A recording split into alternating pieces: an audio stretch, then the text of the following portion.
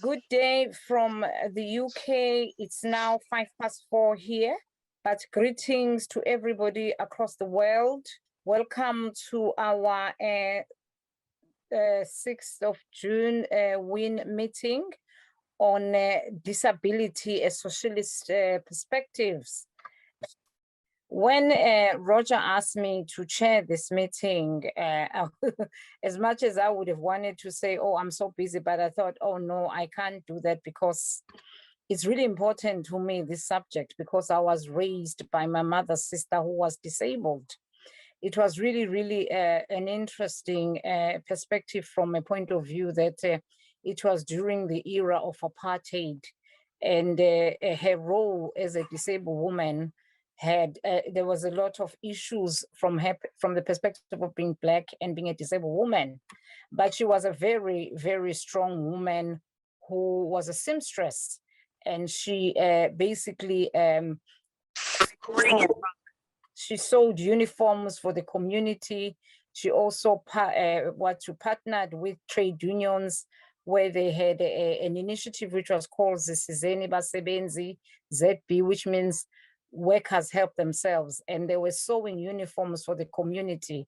It was a very vibrant initiative, but this was led by a disabled woman.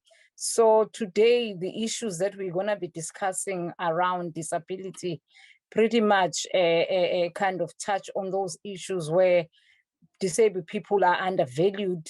And as the what you call, if you had got the email from Roger, where we're talking about billions of people, almost 1 billion people in the world are disabled, almost 15% of the world. So this needs to be really, taken into consideration in terms of how they are undervalued in terms of the job market, the work market, and also taking into consideration the health aspect of what is going on as a result of the pressures of capitalism. So I won't really talk too much, because today we have our leading speakers, one from Northern Ireland, Keith Gray, who's a disability officer with the Labour Party. So Keith should be able to really give us his perspective on what it is like to be disabled and trying to navigate around the capitalist system. Okay, all right, Katie McFarry, would you like to go first whilst we're waiting for Keith, please? Thank you. Okay, so I'm Kate McCafferty. I'm originally from Tower Hamlets in East London, and I now live in Ireland. And funny enough, I'm the disabilities officer for Labour International, although I only live down the road from Keith. First of all, it's actually lovely to see a meeting that has the closed captions switched on, and I would like to congratulate you on that, because there's still people that don't even do that on Zoom. So disability, capitalism, socialism. So I think we need to go right back to the start, where disabled people have been seen as a burden. We've seen the workhouses, and we go from that and then onto the charity stuff. If you actually take the word handicapped, which should never be used anymore, it basically is cap in hand. So we've seen, I always say that disability is the last of the civil rights to be tackled, because people have this notion that disabled people want to be looked after.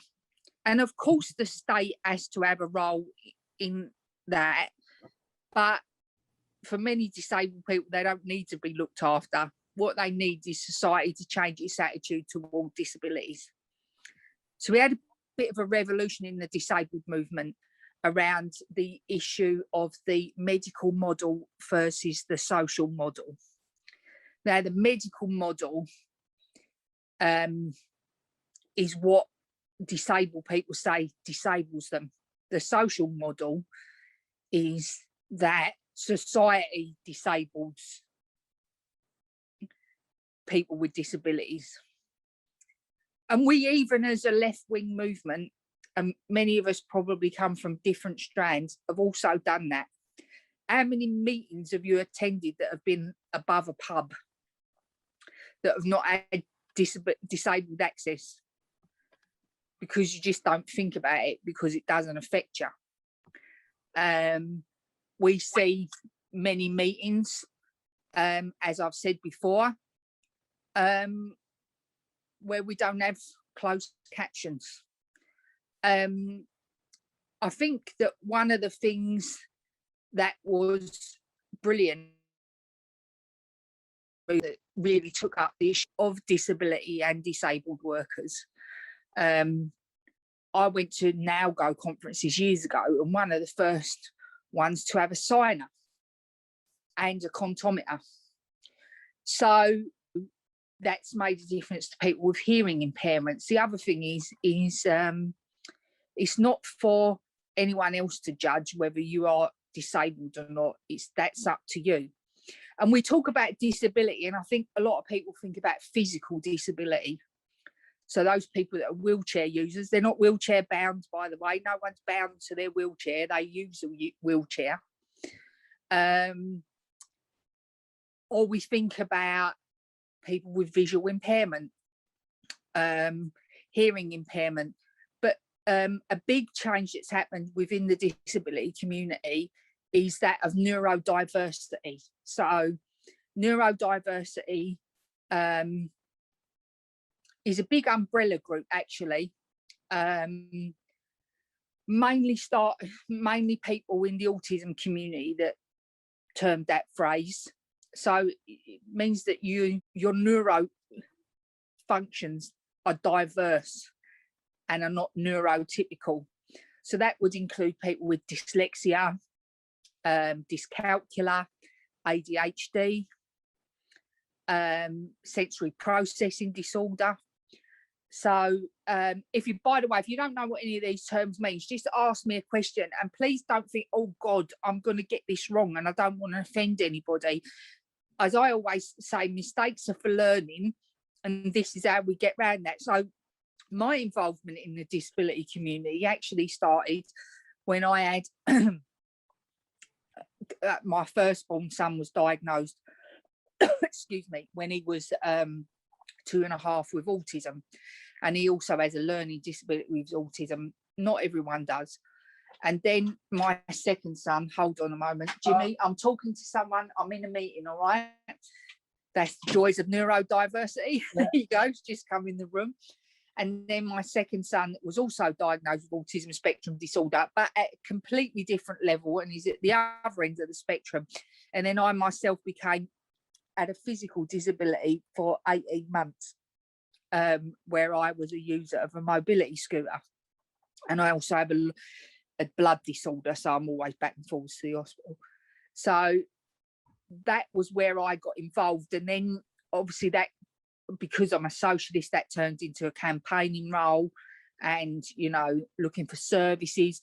A lot of disabled people will tell you one of the things that majorly disables them is the fight for always getting a service. You know, things that a small change would make such a difference. There's this, you know, attitude that people with disabilities are benefit scroungers, don't want to go to work, which is completely the opposite of what I've seen. You know, local government have targets of employing disabled workers. They never hit it, never at all. And there are so many people with disabilities have always been told it's not possible to work from home, therefore you can't have a job. Well, that changed a little bit in the last year and a half, didn't it? Yeah. You know, and that's what a lot of people have been saying. Well, hold on a minute, because that works for those with non-disabilities, are we now still going to use that excuse? You know, and my son, who has a learning disability, desperately would love to be a postman. That's because he loves Postman Pat. He's 18 years old, by the way.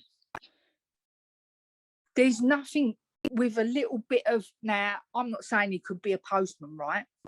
But with just a small twig in a public service, post office is a public service in Ireland as well, it is in the UK.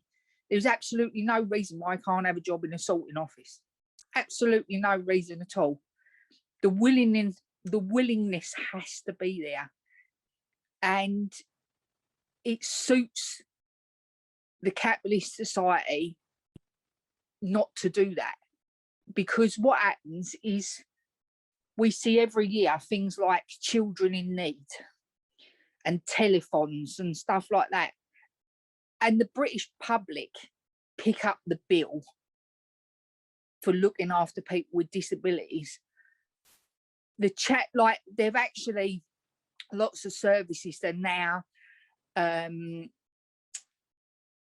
been transferred out onto charities, saying to the government, well, we'll pay this charity to provide housing, services in Ireland. Enable Ireland are one of the bigger charities. They provide things like speech therapy and stuff. That should all be provided by the state. And we do, even socialists have to rely on charities. One of the biggest helps in this house is our service dog. We have a service dog, and she was provided for by a charity, and I had to help fundraise for that. There's no reason why that service could not be provided by the state. In fact, talking of the service dog, she's a history-making dog, in that we were the first, Jimmy, actually, my son, through me as his advocate, was the first child, the first foreigner, and the first non-seeing impairment person to go to court over his access rights of his service dog, and we won.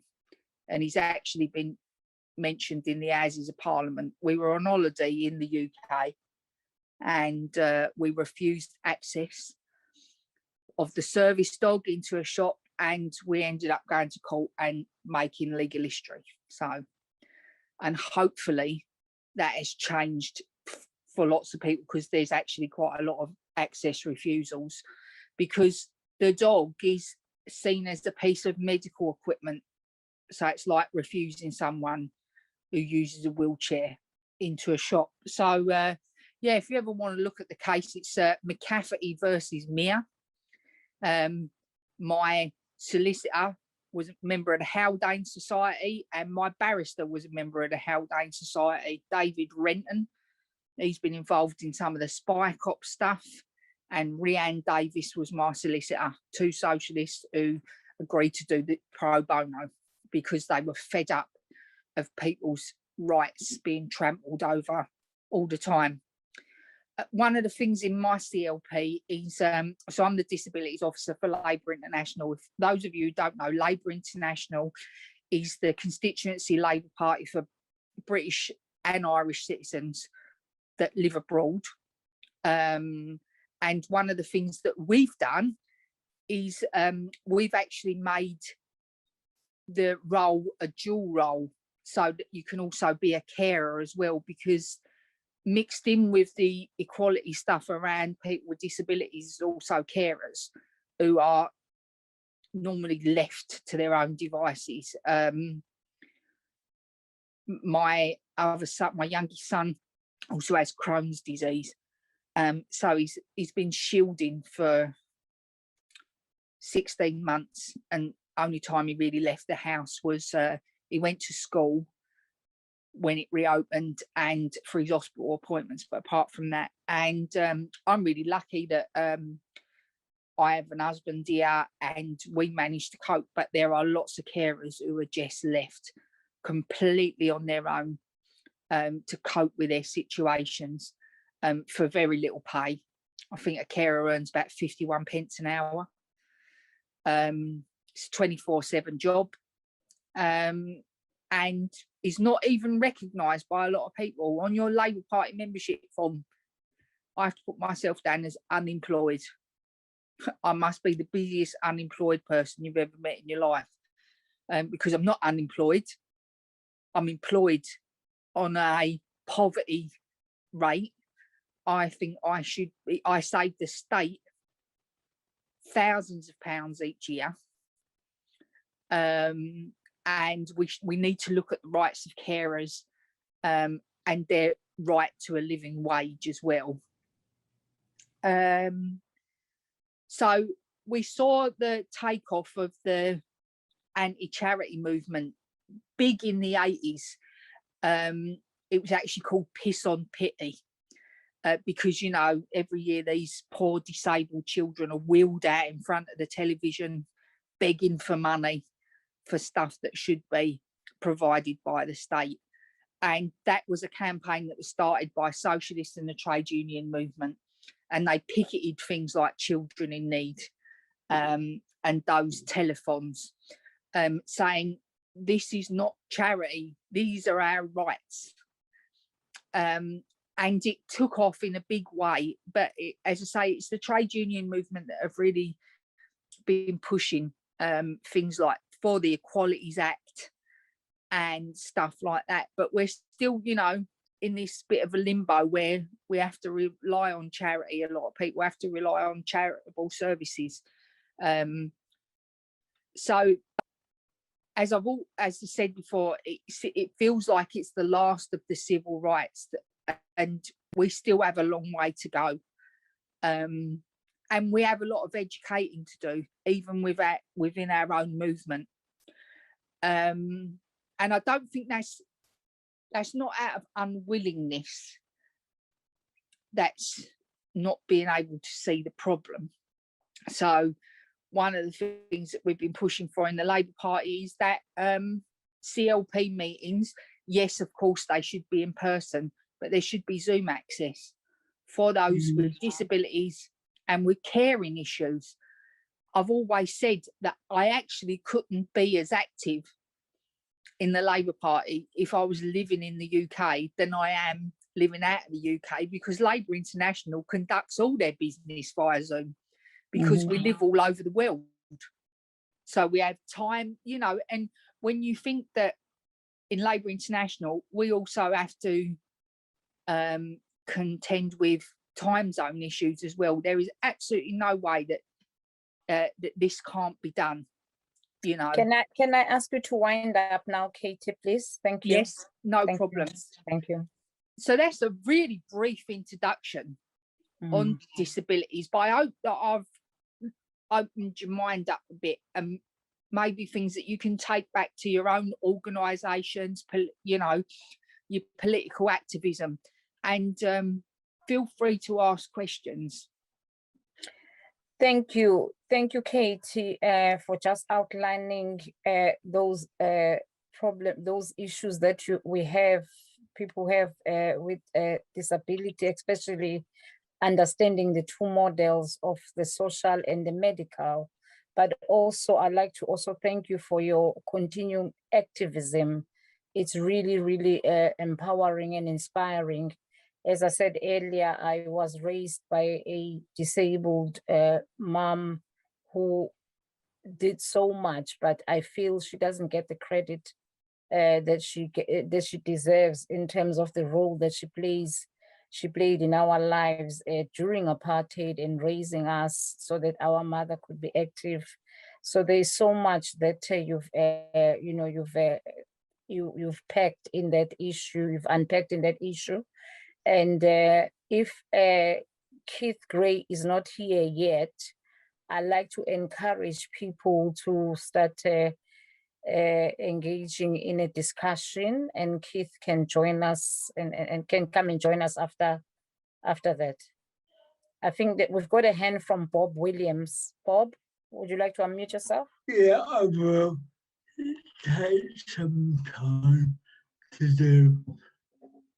Okay, I hate to contradict people, but I think I have to give a slightly different interpretation of how in Britain at least we talk about disability. I have been involved in the disabled people movement from the beginning, and Casey Wright, there's two general approaches toward disability. One is to see disability as a personal attribute, that it is your impairment and your inability to function in a standard way because of your impairment. So in dominant capitalist ideology, a disability is what you have. The social model rejects that approach. I don't have a disability, I have an impairment. What I and other disabled people have is a system, capitalism, that actually socially evaluates our bodies negatively. Because what it wants to do above all is to exploit people or to discipline them to fit into the needs and interests of the capitalist classes. Therefore, disability isn't a personal attribute, as I said, but a social situation where people with impairment are excluded from or marginalized within mainstream social activity. So, as Katie said, if the working environment does not take into account somebody's impairment, then it will disable them. If they don't have transport that is accessible, then it will disable them. I don't want to be cured. I don't want to be normal, whatever that is. But what I do want is my needs acknowledged of being as valid as anyone that doesn't have an impairment. And Katie talked about telephone and children needs. Unfortunately, it wasn't a Labour and trade union movement that got involved. It was our own movement, disabled people self-organising.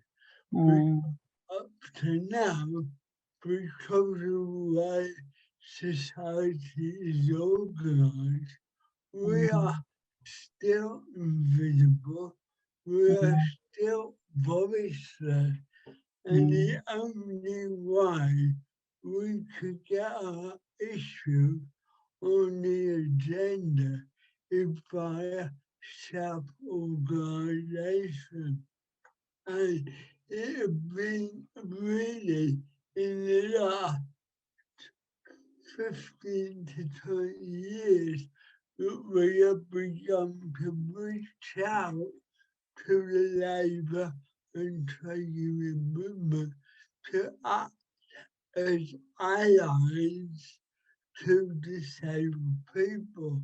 But at the moment, there is still a lot of ignorance and vote. Even the labour movement do not take on board the issues, and they don't see disability as a form of social oppression. Until they do, I think there'd be a barrier to disabled people being part of mainstream politics and trade union activity. So I'll leave it there. Thank you so much, Bob, for that interpretation. The biggest issue, Bob says, is that society is the problem with its labeling of disabilities. And also what he's saying, well, he said what he's saying. I'd like for other people to come in and respond to Bob's comment about society not being what you call prepared to understand disability from a perspective that it's a social oppression that is the main issue that needs to be tackled. Erica, please. Erica Davis. Thank you, Jabu. Thank you. I mean, to be honest with you, this last year during the pandemic, we've been classed as being clinically vulnerable. Those terms, to me, are very much about the medical model of disability. Not the social model of disability, no, but the medical model of disability. And people do not see us as being anything other than sick and ill. And this has got to stop. We have to reclaim the social model of disability. It's absolutely imperative that we do. We worked hard to get there through Mike Oliver and others, and we need to reclaim it, and we need to reclaim it now. We need to take to the streets as we did in the 80s and the 90s when we couldn't actually get into buildings. We couldn't actually get into buildings. Jabu, you like me live in Oxford. The university used to say to us, oh, our buildings, we cannot alter the facade of these medieval buildings. Why couldn't they? They needed to, and they have now, not to the extent that they could, but they have. Yes. And what we need to do is to reclaim the model of the social model of disability, and let's do it now. Thank you, Erica. Erica says we must reclaim the social model.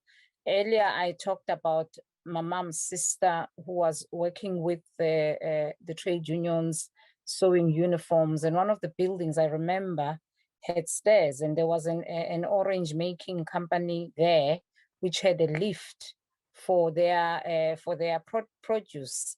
And because of the stairs, she had to use that service lift for the produce because there was no way she was going to get to the top of the building to actually carry on with her work.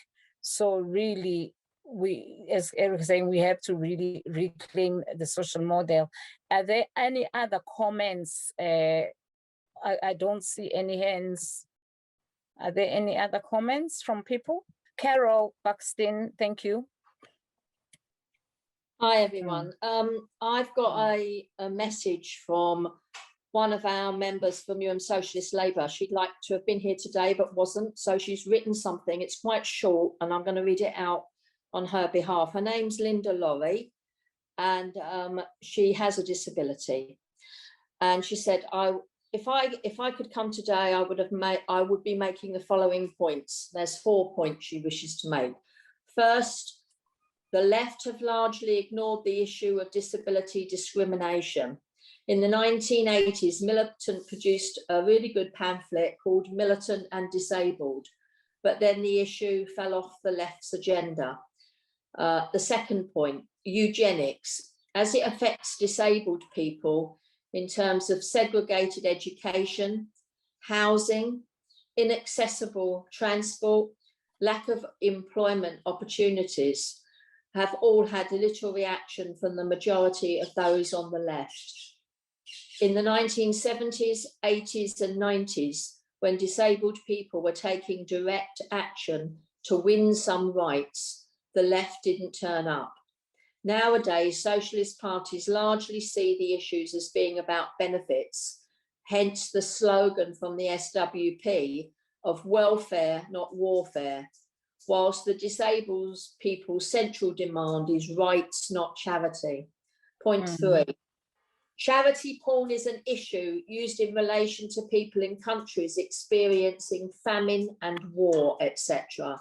Yet disabled people were using this phrase decades ago because we know that money raised for charitable causes, the funds often end up in huge salaries for chief executives and prop up segregated provision, e.g. sunshine coaches and segregated schools.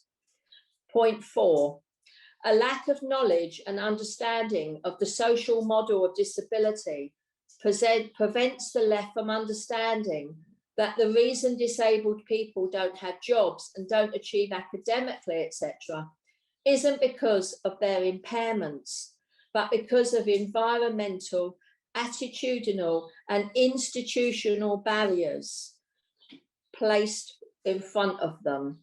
Under capitalism, disabled people are viewed as non-productive. Hence, Hitler's description of us as useless eaters and the subsequent murder of thousands of us by the Nazis. A fact not taught to children in history lessons in this country. And I mean, Linda's in her 60s. She's been fighting all her life for her rights as a human being. Thank you, Carol. Thank you, Linda, for that comment, that comprehensive, to actually outline the fact that the left is just as equally guilty of not trying to understand the social model. So there's a lot of work to be done there. Can I have a comment from Leslie, please? Yeah, thanks very much, the speakers and the people in the discussion. Disability, dealing with this in the movement is absolutely not an optional extra, and it gives us an opportunity to discuss and explain how different society could be that enables people rather than disables people. And obviously other comrades have talked about how we can take practical steps in our own organisations over accessibility and not as an afterthought. So for instance, I'm not saying we've got it perfect, but in say Liverpool Women's Hospital, on our major demonstrations, we've always had signers, we've had transport at the front for people with mobility problems, you know, just small things, but nevertheless. But I'd like to ask a question to our speakers, and perhaps Bob in particular, regarding independent living and the relationship to the discussion that's taking place at the moment in England over stopping the white paper. As an NHS campaigner, I don't want care and health to be integrated, and that is quite. There's a lot of discussion that integration of care and health is a good thing, but I think there's huge problems with that, especially in the context that we're talking of the health service being dismembered and that all put under the heading of integrated care. So perhaps that's not particularly an issue in Ireland, but I'd be interested in Bob and other people's comments on that, if they could expand a bit on that. Thanks. Okay, thank you, Leslie. I'll take a few questions before I then get the speakers to come back, and then perhaps I can respond to you, because there's been quite a few hands for a while. Can I have Sarah speak, and then 3 more speakers, and then we'll get the speakers to come back. Sarah, please. Oh, hi. Hi. Yeah, excuse me. I have sunburn, so excuse like pseudocreme on my head. Gosh, I'm a bit nervous about talking because everyone's made like really valuable points, and thank you as well for like holding this discussion. It's been really interesting to listen to. I can't add a lot, but I just thought that I would bring in as kind of a mum like who is autistic herself, and my partner is autistic, and my children are autistic, and yeah, so I very much understand how autism can as a disability, or I really liked the point about not calling it a disability, but an impairment. And even impairment like is, I don't know, but anyway. So I'm flustered. This is my I'm really not good at public speaking, as you can see. I'm so sorry. So I just thought I would bring in something really useful that I learnt, which is a criticism of the wording around kind of neurodiversity and autism in particular, where you have the autism spectrum and it's seen as high functioning and low functioning, when it doesn't particularly play out like that in reality. It's more like, oh, hang on a second. What do you call that? Graphic equalizer. It's more like a graphic equalizer. Mm-hmm. So you have lots of different things, and on each of those different things you may be higher or lower. So for example, like sensitivity to light or noise, social skills and social ability, a lot, like there are many different things, and each, I know for a fact that each neurodiverse brain is unique. It's really interesting when you start looking into the like psychology and the brain image scans that they've done, like how differently wired and connected neurodiverse brains are to neurotypical brains, and every single one is a snowflake. So I think that's something useful to bear in mind, that it's not, although you can call it a spectrum, it's more like a color spectrum than a high and low functioning spectrum, if that makes sense. Yes, thank you, Sarah, and you explained it brilliantly. I don't know why you were nervous. You actually really gave us a lot to think about. I'll have Trinity next, Andy, and then David, and then we'll get back to the speakers. Thank you. My name's Dominic Byrne. It's just some personal notes. I had to give up work about 37 years ago because of arthritis, and I was going along merrily on an invalidity pension, which I saw as an entitlement as a result of my national insurance contributions that everybody makes or should be making. When the Blair government got in, about 18 months later, I received a form. It's about 20 plus pages asking me what I could jump through and what I couldn't jump through. And this was whether they would then decide whether I was entitled to a payment, or whether I would have to go out to work. Now, as far as I was concerned, that should have been based on a medical decision. There was enough records and all the rest of it. But that was the first assault I came across on the rights of people who were unable to work. And unable to work to me is not that you can't do something. it means he can't do a week, day in, day out, week in, week out job, which is all the capitalists are interested in. They're not interested in catering for people who can do sporadic work or be useful in any way in society. They're just interested in how they can exploit people. John and myself have been involved in organising a charity over the last 10, 15 years. And it's a good neighbours scheme. And what we're into is combating social isolation suffered by older people and adults with disabilities or health issues. And we have sessions, like we have a session on a Monday for people with mental health problems, depression. The spectrum's quite wide. I'm not fully into all the mental health spectrum. You've got schizophrenic, you've got bipolar, various people like that coming along, people who are just depressed because they're by themselves. Social isolation itself is a lead-in. It's a key trigger to mental health illness and to other illnesses. And I think that's an aspect that society has got to take over for older people who are not working and who are living by themselves. This whole thing about disabilities, and it's awkward. I don't consider me, anybody who says I'm disabled, I say they're daft. I'm not disabled. I've got a problem. Now, how you label that problem seems to be an argument, whether it's a disability or a condition or what you like. But I think the point is you've got to recognise that you've got an impairment of, you can't do certain things all the time. You can't do certain things all the time. So I think there's that sort of aspect to it to me. But the other thing is that when it comes to the state and payment, and I think you have to look at the payment issues, because people have got to eat, they've got to live, they've got to pay the rent. They've got to have some payment if they're incapable of working. And that's what the national insurance contributions are all about in this country. Now, thank you. But just saying that, well, I'll finish there then. Yes, thank you.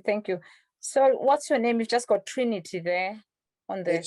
It's a borrowed iPad. Oh, okay. I'm Dominic Byrne and my brother's Dominic. John. Thank you, Dominic. And thank you. Dominic is saying it's all rooted in the capitalist exploitation of people. And that is what we have to tackle. Andy Heath. Yeah, am I audible? Can you hear me? Yes. Yeah. Yes. Okay. This is totally unstructured. It would have been better if I'd written something down and structured it.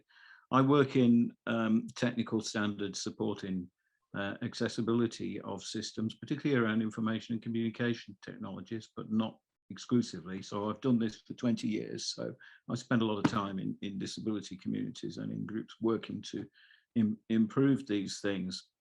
Now, I just wanted to make a few points that are relevant really to some of the discussion. Firstly, the Labour Party is an utter bloody mess with respect to making its systems inclusive to anybody. Let me give you a real example, okay? The assessment system, the voting systems, software voting systems that we were recommended to use with Zoom, they're absolutely bloody hopeless. The cheap one that was standardized on is not accessible at all, okay? I've made representations about this, but I've not got anywhere with it.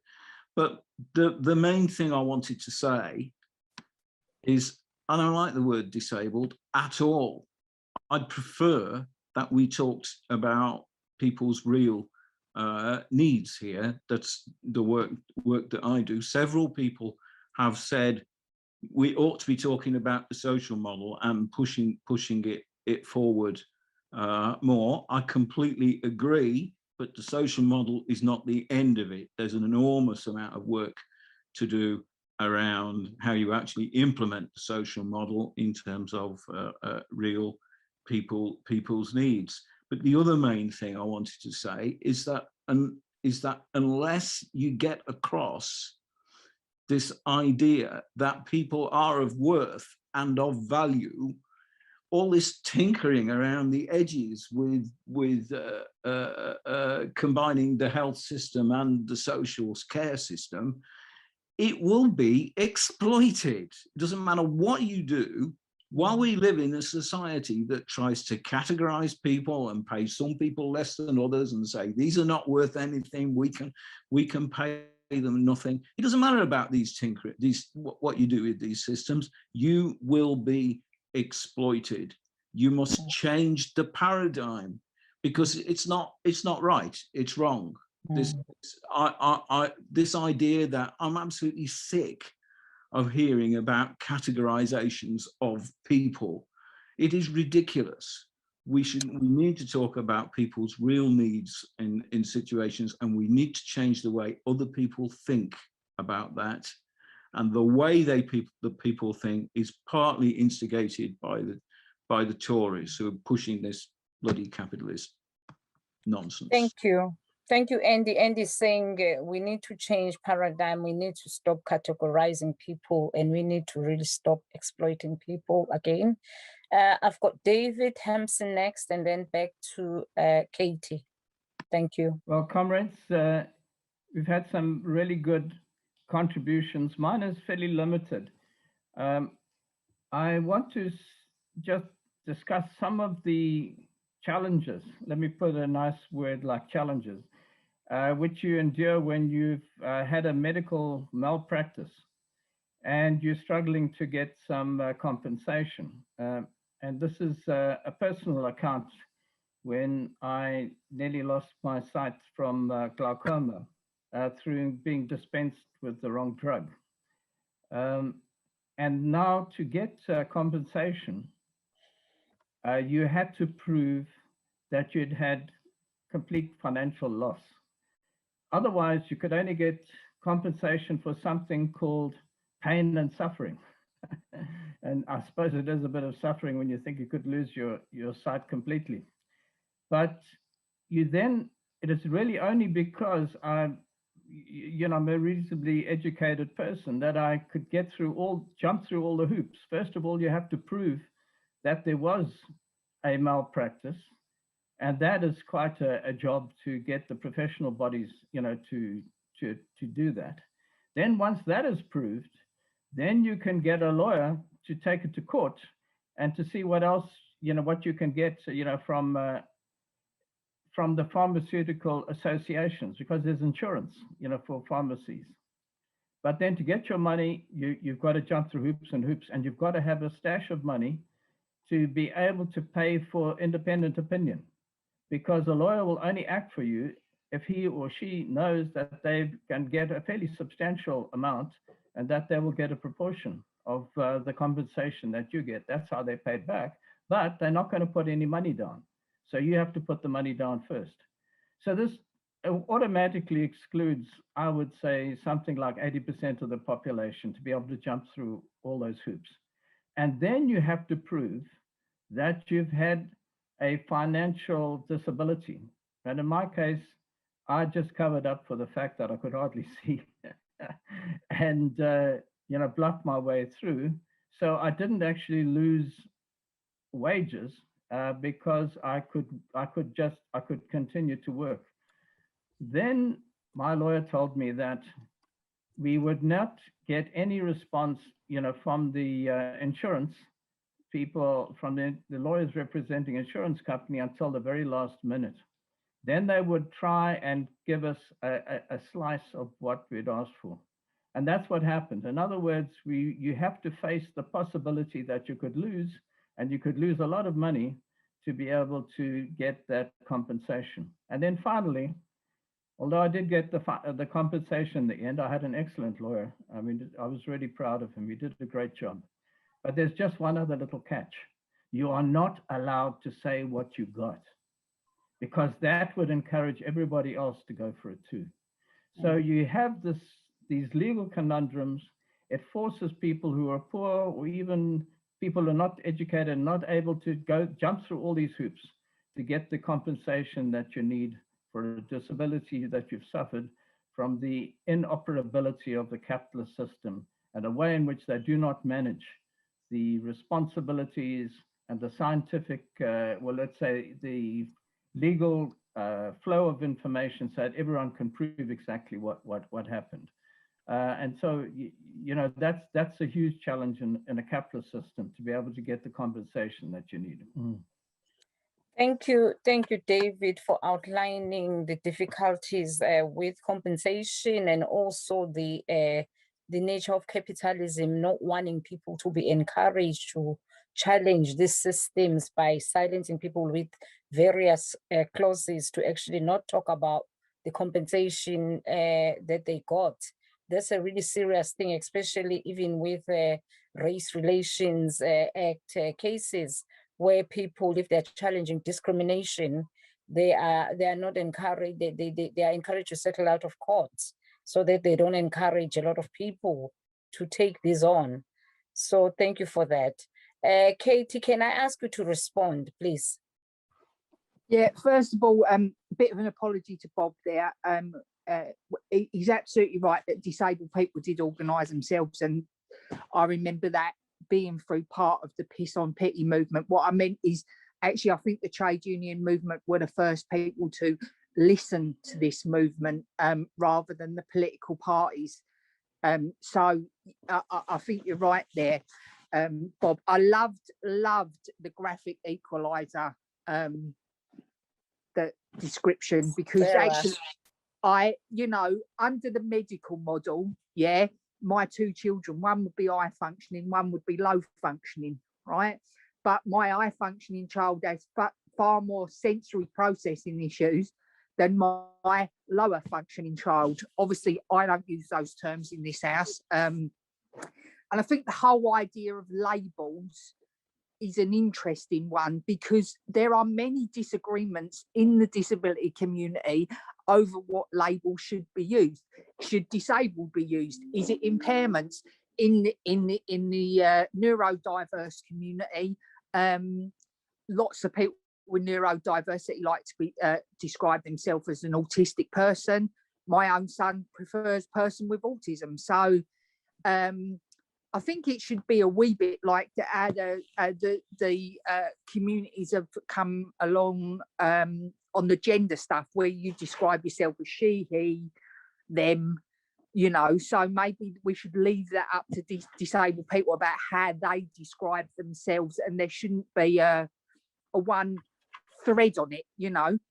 So there's an interesting one there. Leslie's point about independent living. Independent living is still a fairly new idea in Ireland, 20 years old maybe. And yes, of course, it would be lovely to have an integrated system that works along with health and stuff like that. What worries me is if we bring health into it, then we're going down the medical model route rather than looking at stuff individually in people's care plans. So there was another point. What was that? This is about rights, absolutely, and it's about people's civil rights. And I thought the contribution from Linda from Newham hit the nail on the head, really. We don't talk about disability and the Holocaust. Educationally subnormal, I think, was the word that the Nazis also used. And in fact, there's been a massive discussion in the neurodiverse community over the term of Asperger's syndrome, because Asperger's syndrome was named after Hans Asperger, who was actually in cohorts with the Nazis. So actually, that's what my son doesn't like, being described as having Asperger's syndrome. He'd much prefer autism spectrum disorder. So, you know, we've got that. In regards to, most of us seem to be Labour Party members here, or certainly in the Labour movement.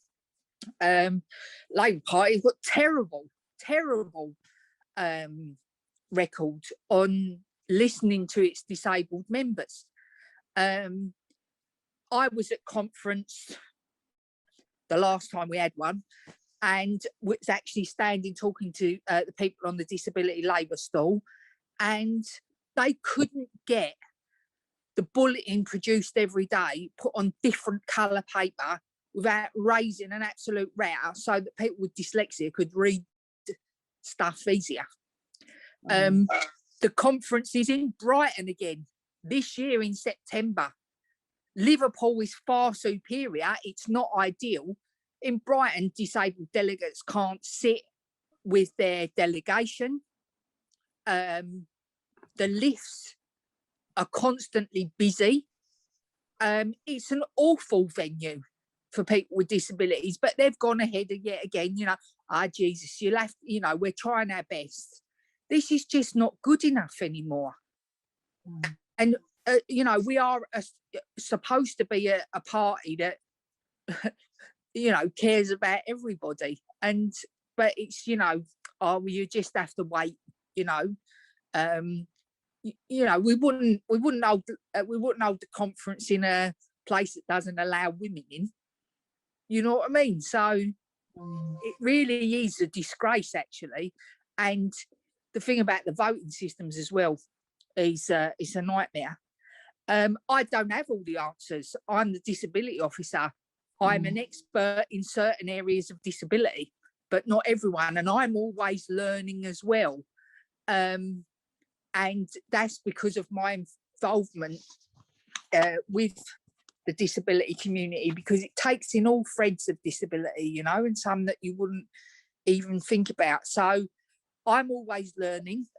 I think that if we all go away from here to try and change one thing in our localities, then we can push it forward. But we do need to start talking about the social model again. It has fell off the agenda big time. And, you know, we've seen during the pandemic that some things that disabled people have been asking for years have been made possible because capitalism needed it, like working from home. But in other ways, during the pandemic, people with disabilities, disabled people, people with impairments, however you want to phrase this, have also been left. And one of the someone made a contribution about wheelchair users. So you must be medical vulnerable, or, you know, you've got the, you know, I'm deaf, so therefore I must be medically vulnerable. That's not correct.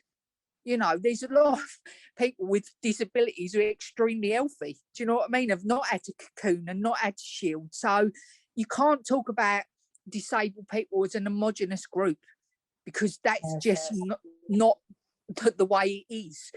Everyone has different differences that cause them to not be able to participate fully in society. And I think the left have been terrible, absolutely terrible in the issue of disability. But we actually, you know, what we've seen in the last 18 months can really highlight this. And we do need everyone to get behind reclaiming the social model, because we've very much drifted backwards, I think, in some cases, on the medical model. So I'll leave it there. Thank you, Katie, for actually reminding us that we have to go back to our Labour Party and put pressure on issues regarding how they communicate with the social model and disability.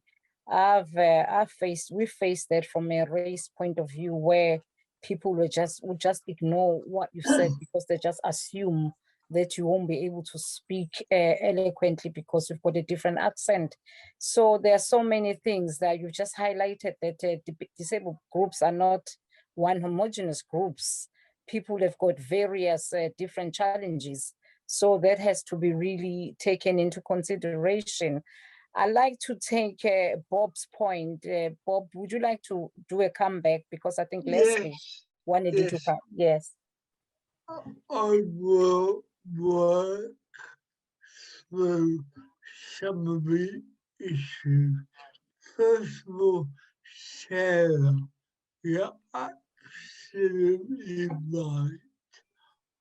I've hated the word impairment since 1972, but the problem is we are that with the language of our oppressors, that we can do at the moment is try and subvert it and change the meaning we give.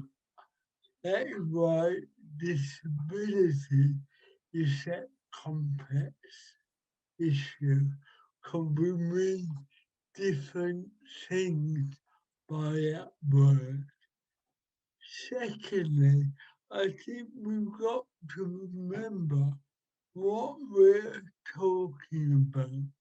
I see disability politics as two things.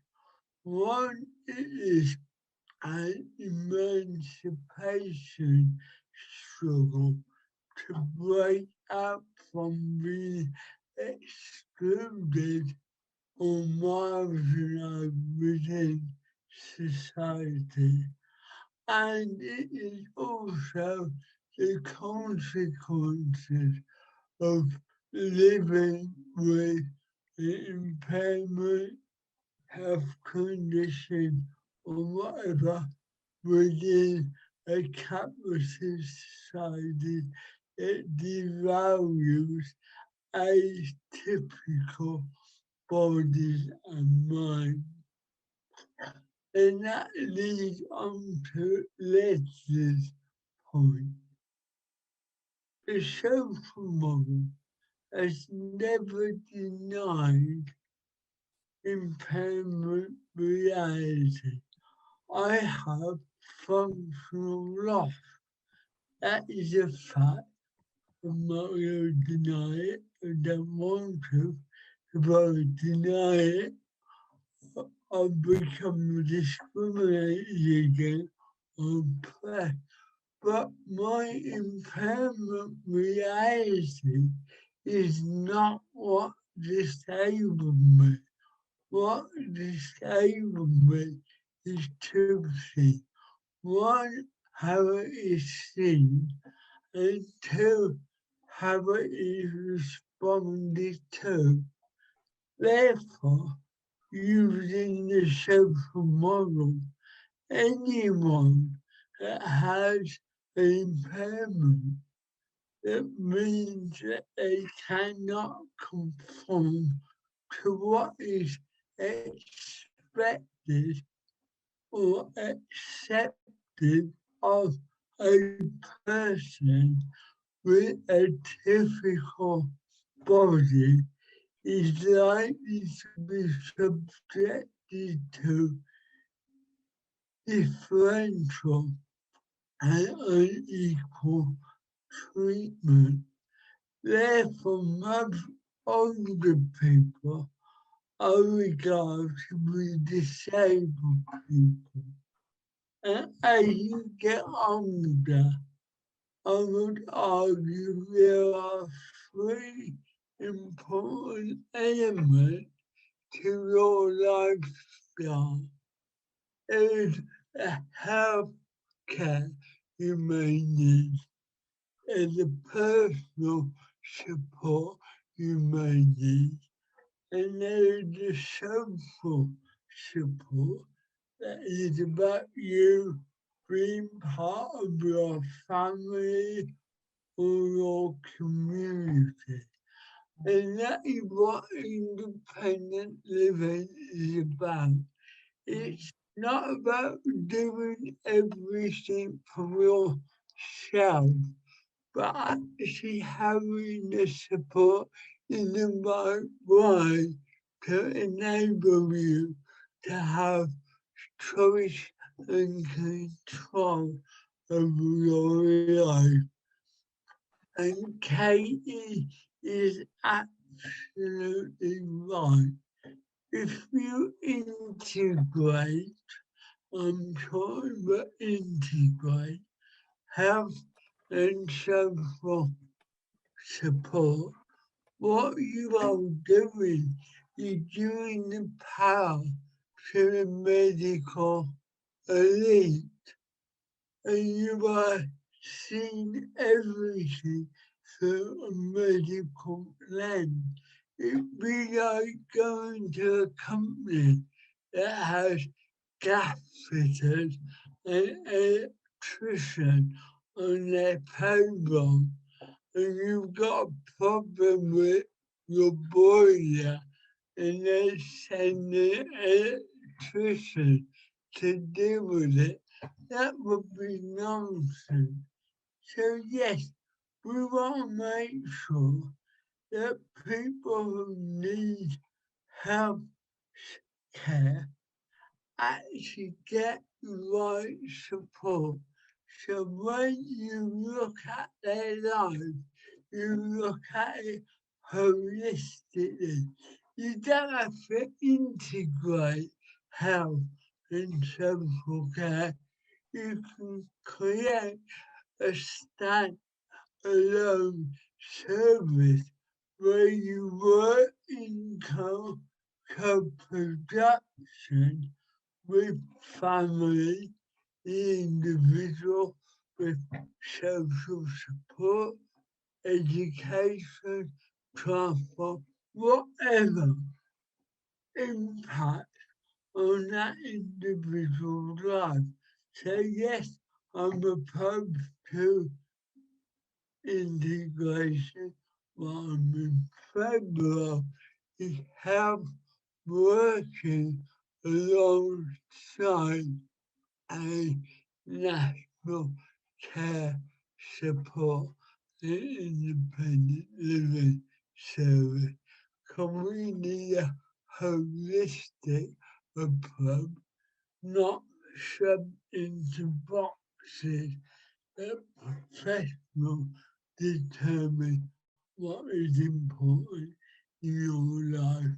We should determine what is important, and even people with dementia should have social input, not just care for.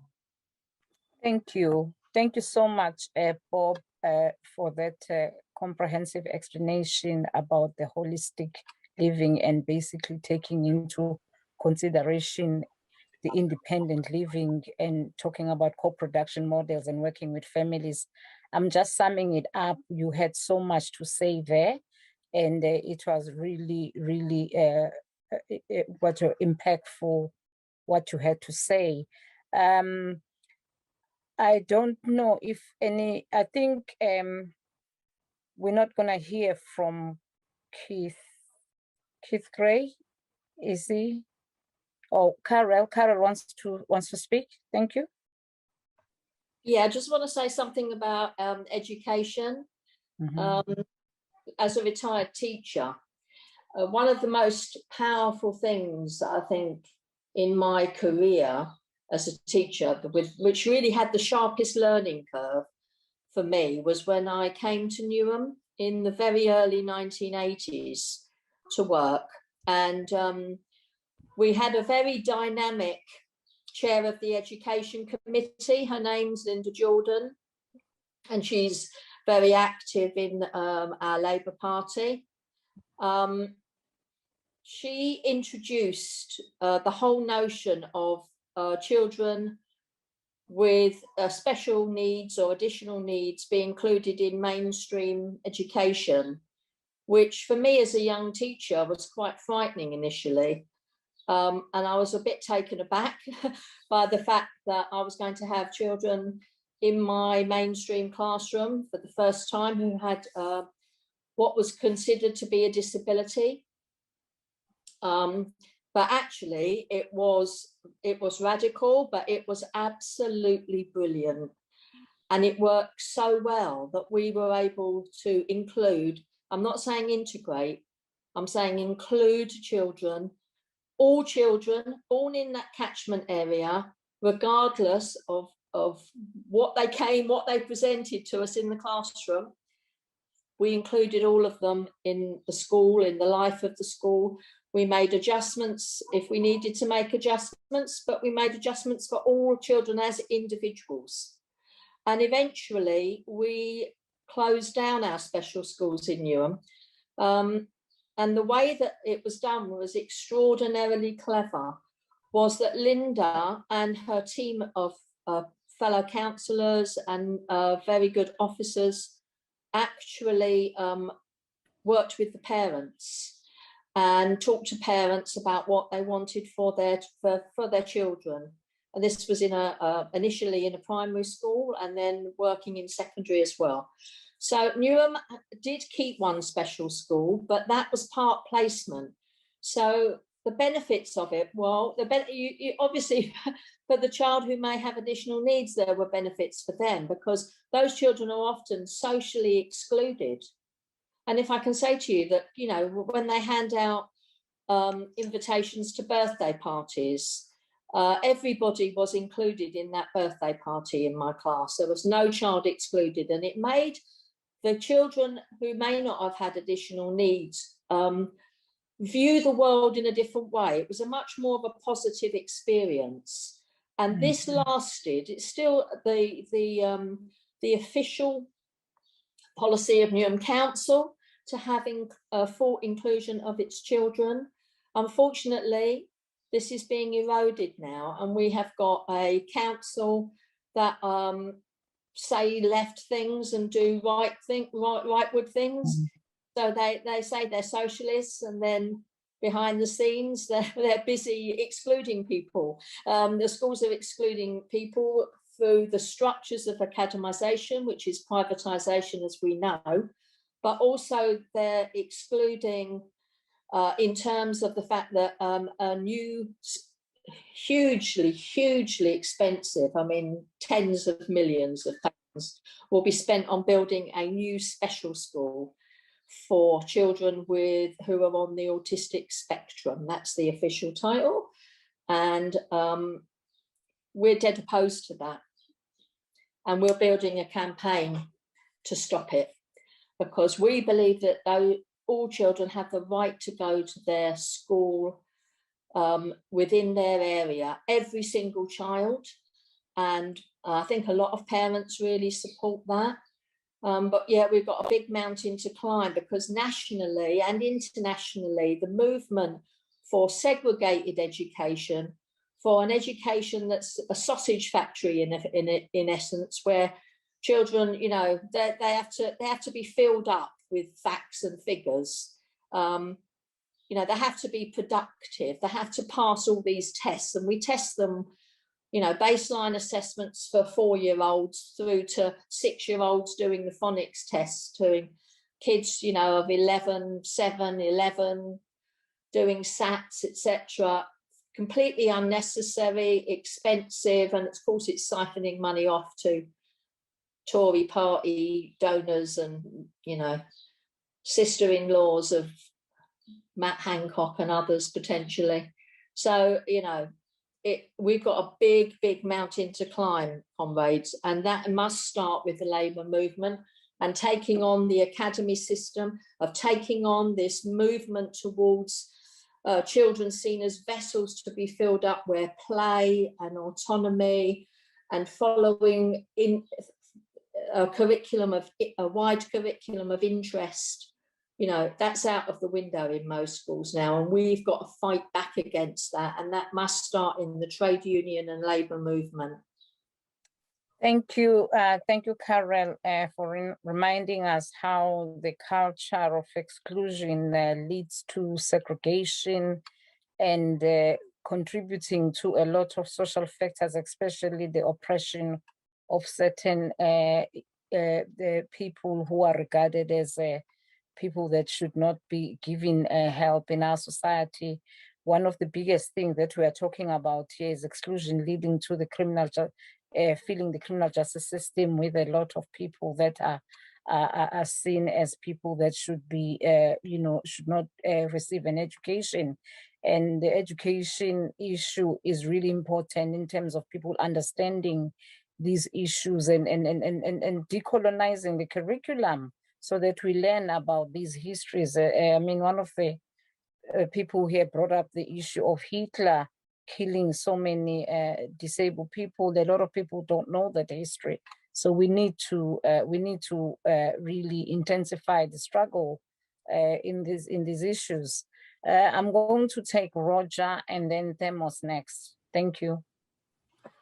Thank you. Actually, I want to come in very, very quickly just to underline what Karel just said. I also, for the last 20 years or so, I've been teaching, mostly also in Newham.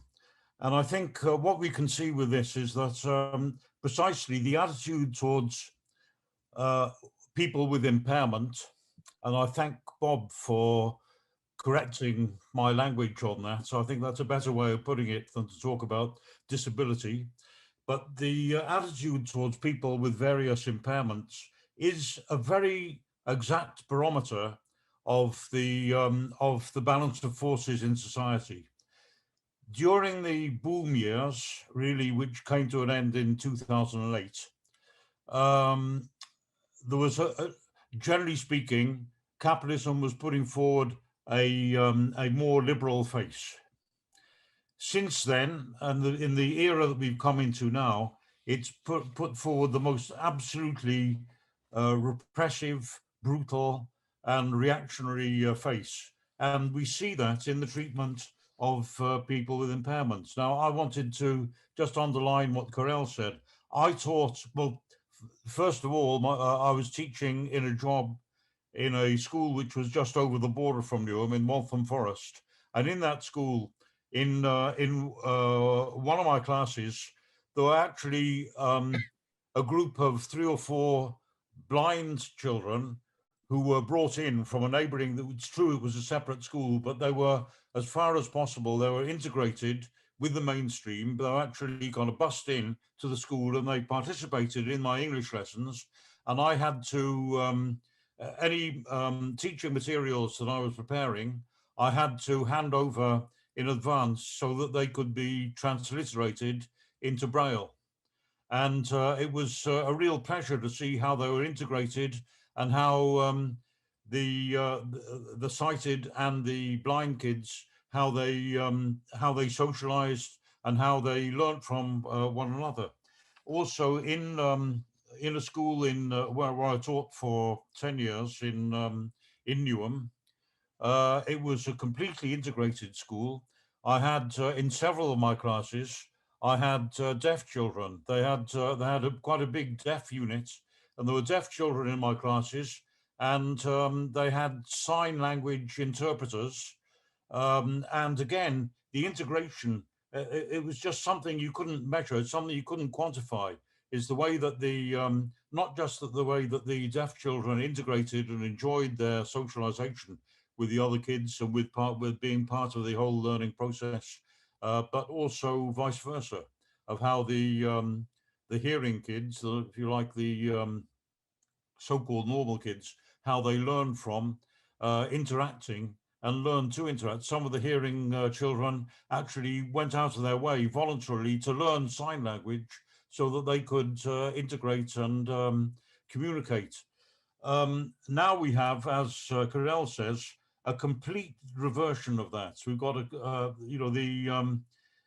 the policy now is segregation, and it goes along with educational, incredibly reactionary turn, very sharp and very sudden turn in the education curriculum. So it is, as Karel said, it is nothing but complete rote learning and exam cramming from the very beginning. I taught at a secondary school, so from year 7, when they started secondary school, they were already being trained for their GCSE exams, which are coming at the end of year 11, 5 years later.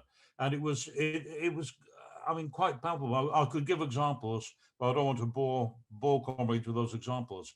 But I just think it's, one of the most reliable measures of the health of society is the way that it treats those people with impairments. And I've seen it borne out so rapidly by these by this development in my experience in education.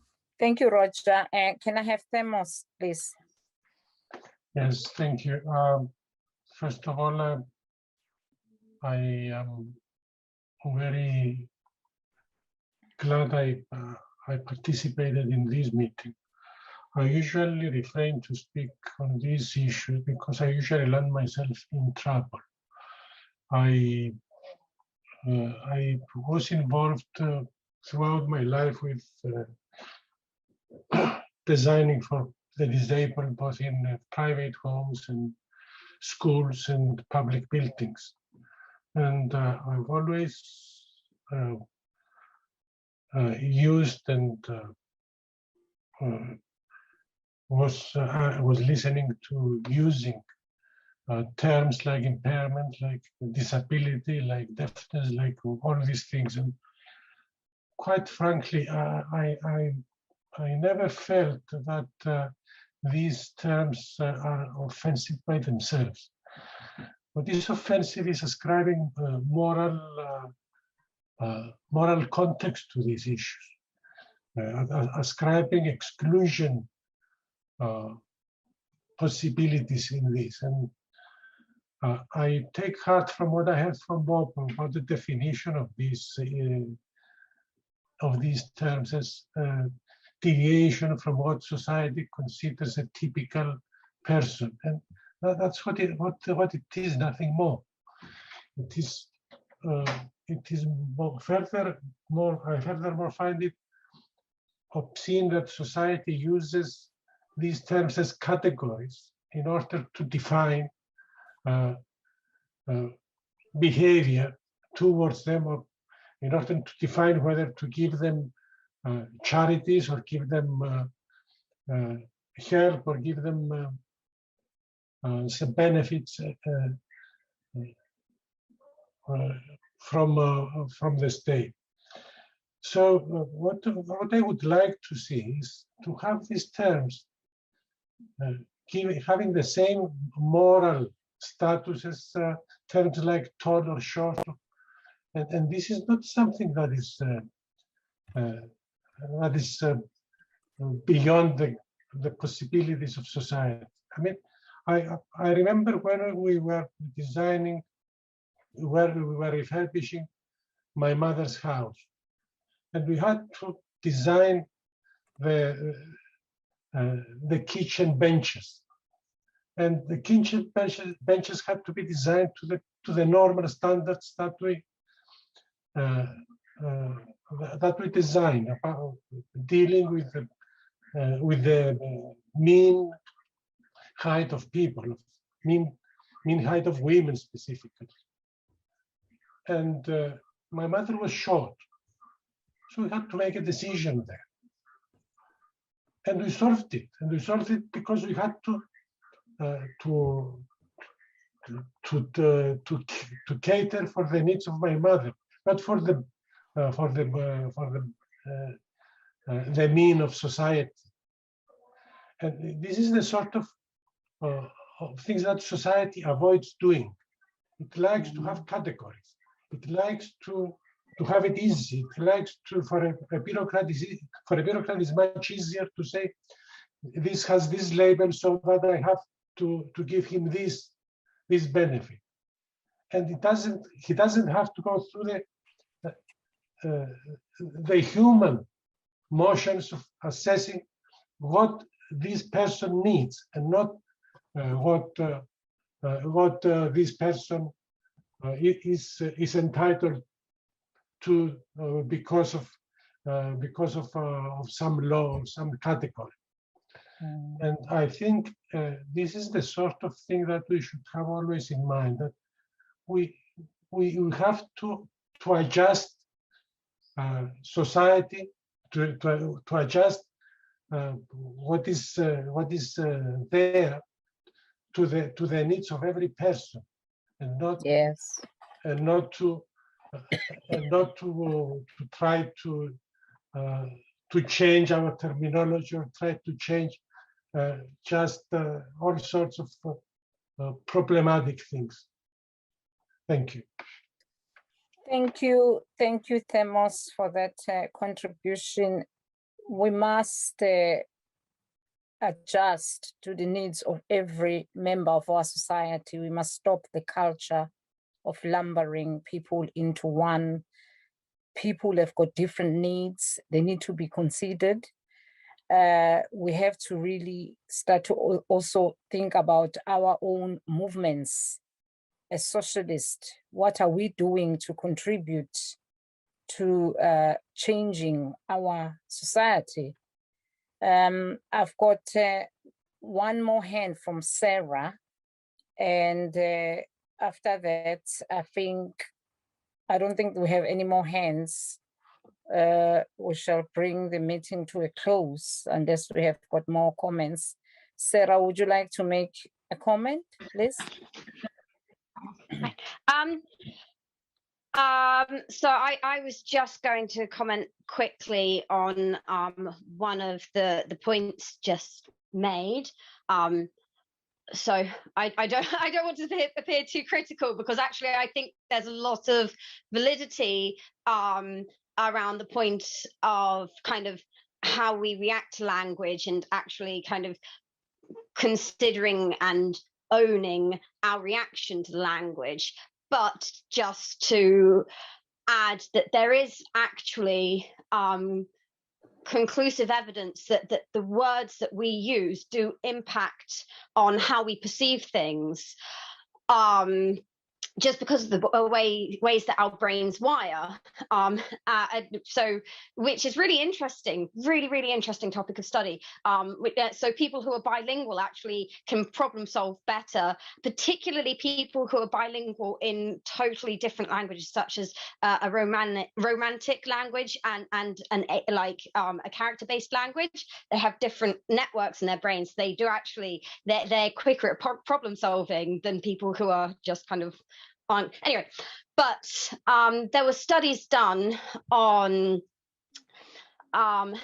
so one of the studies on language looked at the word bridge, and I can't remember which language. So for example, in German, I think it might be a masculine word, and in French it might be a feminine word. I might have got those the wrong way around, or it might be other countries, but that's basically the idea.